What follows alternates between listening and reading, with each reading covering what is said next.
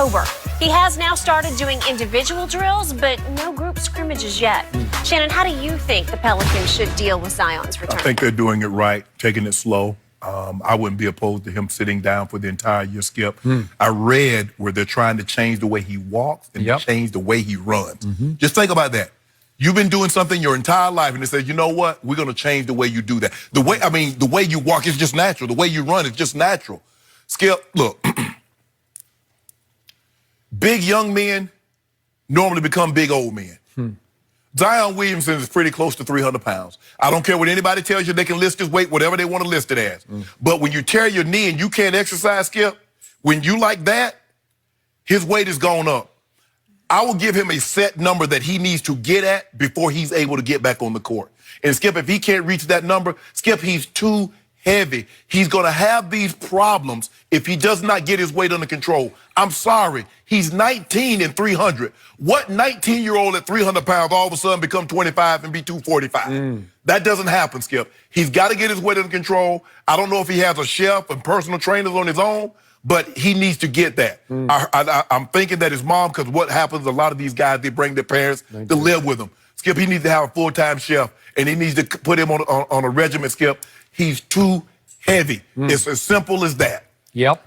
All great points. But on this issue, I'm going to defer to Jen Hale because she covers this team and she knows the GM David Griffin very well. What are you hearing? His return is closing in. We're getting close. They can see light at the end of the tunnel, for lack of a better term. To Shannon's point about his weight, the Vice President of Player Care, Aaron Nelson, he did want to redistribute how that torque affects his body. How does that weight come down on the knees and the ankles and the joints? So as long as he was having to recover from this meniscus surgery and be out, why not take advantage of that opportunity to change those mechanics, to make it so that he can endure a long season? Hard to do, to your point. Play 82 games. Because think about it, Skip. When you go up, you just come down naturally. You go up, you don't like, okay, I need to make sure my weight is distributed through my quads, to take it through my glute muscle. Skip, a lot of his weight is from the waist down. He's basically Cam Jordan for the New Orleans Saints, the defensive lineman. That's what he is, Skip. He's 287, and I guarantee you Zion Williamson outweighs him. Okay. So the only analogy I can make is when I first started running distance instead of sprints. Right. You have to learn to run on the balls of your feet instead of your toes. Or the plantar fasciitis is horrendous. Right. Okay, so you can do that, but that's a small mechanical change as opposed to a gait change and all that. You're going heel to toe when you run for distance as opposed to just straight balls to your feet and sprinting. But in this case, I'm starting to wonder, to your point, if they should shut him down. But then if you shut him down, it's like, can you rob Peter to pay Paul? Because you still have to keep his weight down if you shut him down. And I don't know if he's capable of that at this stage and age. So I love this kid. It's taken a piece out of the whole NBA. They were on last night for a reason. They were the last game of the night because it was the Zion game at Denver. And that would have been a pretty good matchup, right? Yes.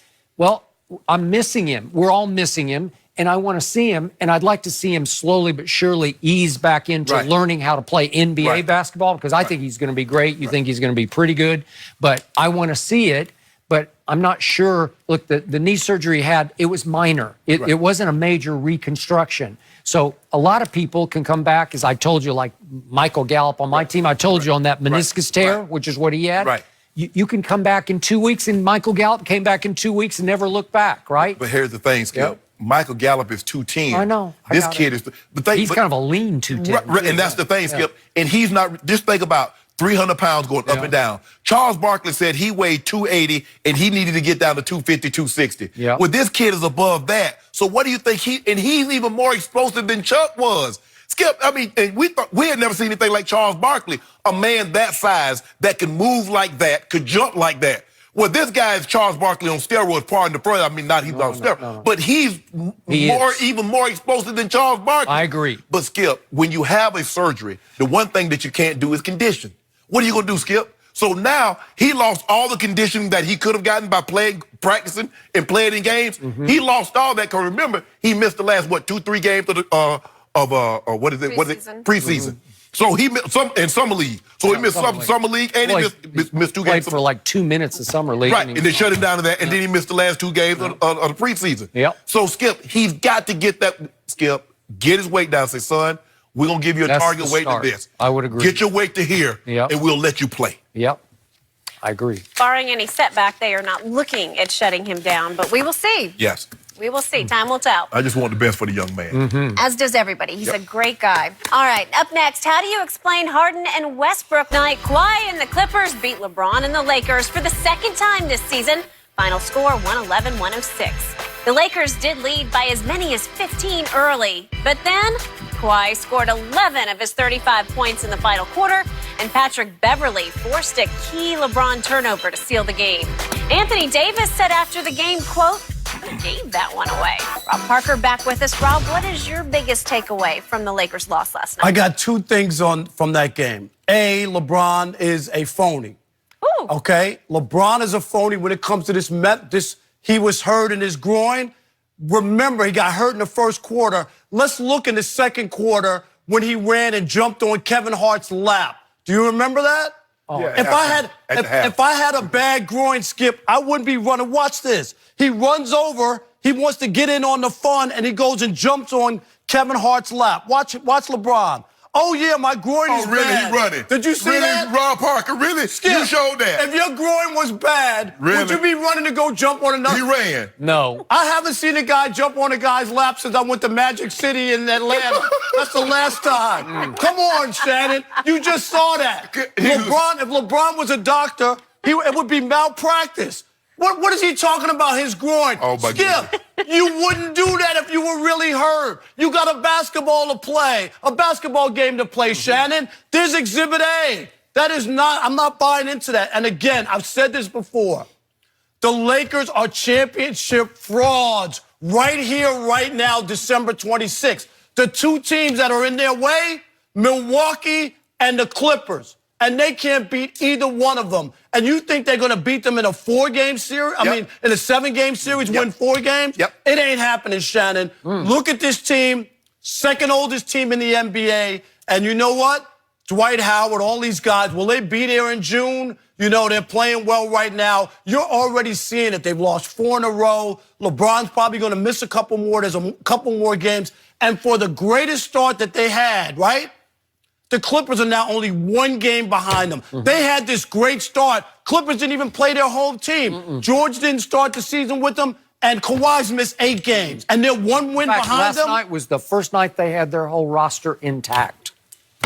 Okay, And? Look, You saw the video. You tell me his groin is messed up. I thought you made it seem like the dude was at the mosh pit. And he dove from the stage. Shannon, Stop it, Rob. You played sports. If you had a bad groin, you would be jumping in somebody's lap? Yeah, he hobbled over there. But anyway, Skip, look. To make a long story short, I get what you're saying. The Clippers are formidable. They're going to be a tough out. Nobody thought it would be easy. When you have 2 of the top 10 players in Paul George and Kawhi, and the team that they have around them fit. They have pieces. They don't have anybody that gets in anybody else's way. Everybody knows their role. They accept their role. Lou Williams and Trez Harrell can start for a lot of teams. They're perfectly comfortable coming off the bench, playing the minutes. But they play starters minutes. They come off the bench, but they play starters minutes. You see Pat Bev, he does what he does. Zubats, he gave 4 from 8, 7. He plays about 20 minutes a night. But everybody plays their role. Everybody knew with Doc Rivers at the helm, and you combine Paul George and Kawhi and put them on that roster, the team won 48 games last year. Don't make it seem like this team was a 17th seed. They won 48 games last year, and you add 2 top 10 players. So what the hell did anybody expect, Rob Parker? You made it seem like they were Sacramento. That's what you're trying to play. No, I'm not. My only thing is everybody has, because the Lakers got off to the hot start and they were 24-4, as if they were the best team in the NBA. They weren't the best team. They feasted on a lot of also-rans, and then they went on the road and beat some good teams. I'll give them that credit. But they cannot, NOT, beat the Clippers in a 7-game series, and they can't beat Milwaukee. Did the Clippers beat the Rockets? That's okay. Okay, then. No, I'm talking about the Lakers and the Clippers. Well, we'll see. I mean, it's Christmas, right? So what I mean, look at January, February, March, April. So you still got 4 months in the season, right, Rob? Yeah, what you do. Okay. long season, Yeah. get further and further exposed. That's Okay. what can happen, Okay. right? Okay. So I've told you from the start, the Clippers are mentally and physically tougher than the Lakers. And finally, for once, I agree with Rob.